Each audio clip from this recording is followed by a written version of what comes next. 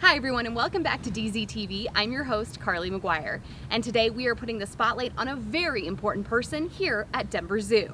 Hollie Colahan is Vice President for Animal Care here at Denver Zoo, overseeing all of our animal departments, but that's only one of her many roles.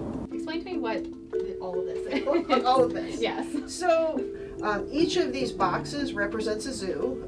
So you can see they've, the names of the zoos are up here. This is us here at the Denver Zoo. Hollie is the Association of Zoos and Aquariums Lion Species Survival Plan Coordinator. And you're probably wondering what that means.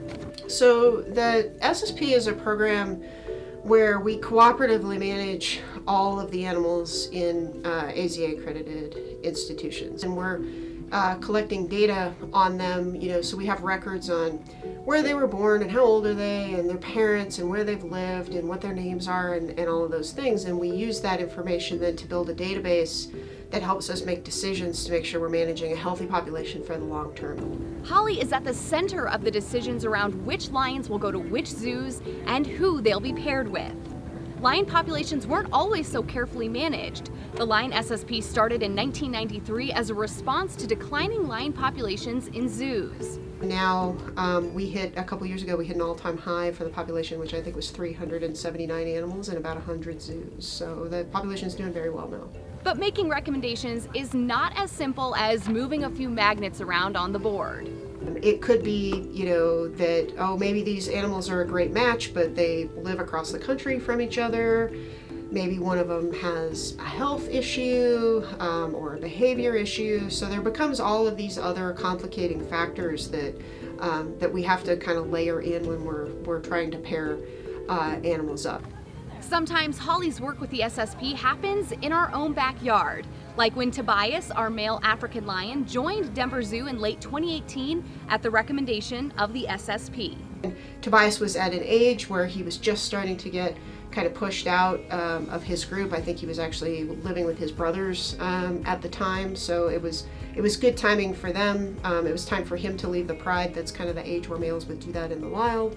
And we needed a male here, and we were ready to have cubs. So far, Tobias's introduction to Denver Zoo has been a success. So much so that we welcomed a lion cub in late July.